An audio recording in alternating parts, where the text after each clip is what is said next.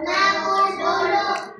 Di nabubulok. Oh, ang saging ba ay nabubulok o di nabubulok? Nabubulok. Oh, i-click mo. Click. Shoot mo ang ball. Click.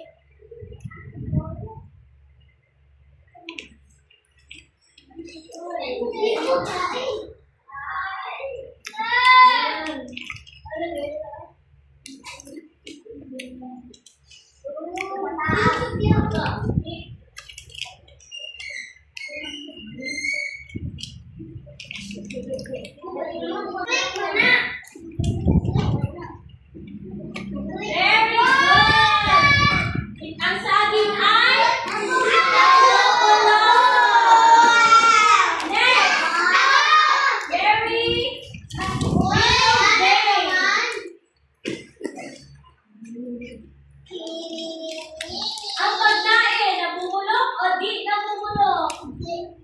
Ano? Sagot. Di nabubulok. Ano sagot? Nabubulok na candy. Ate, bulok. Ako sagot. Listen, listen. Hoy, hoy.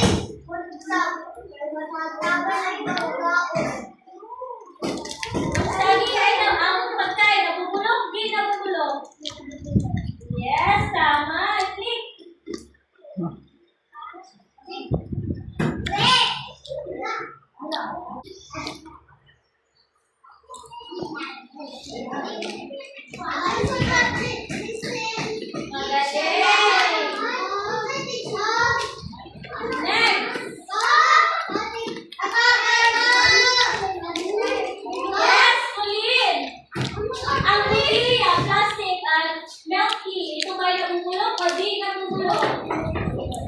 Very good.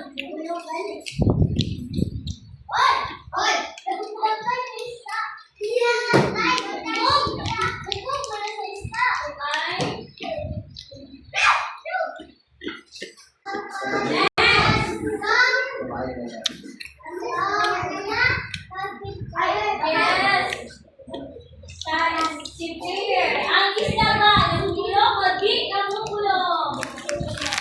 Click mo, ikot mo ang ball. Yay, magaling! Next! Creation!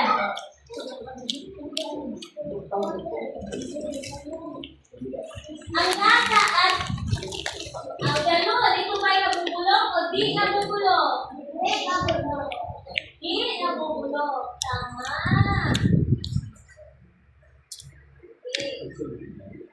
Ngayon, sagutin natin ang mga tanong.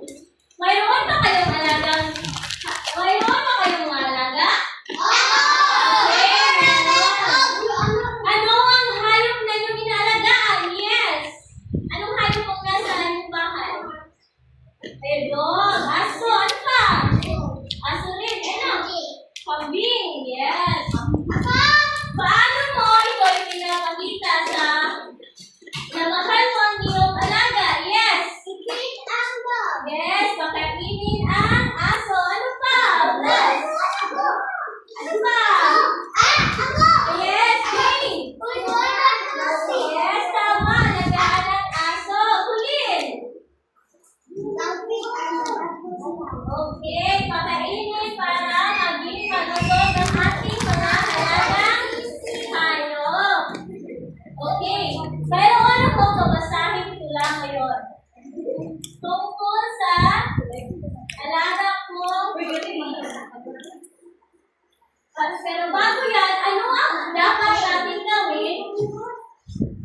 Kagaya mo habang nakikinig sa tula. Yes. Cyrus, ano ang dapat mong gawin? Ikaw ay makinig. Tama, makinig sa guru para maintindihan ang tula. Okay, ngayon, makinig na ang mabuti. Ang alaga ko puti, ito ang pamagat ng aking tula. Makinig na mabuti.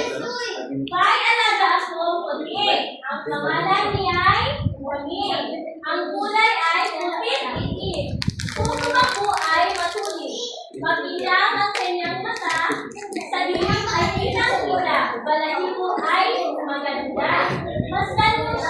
magpapalaki ka.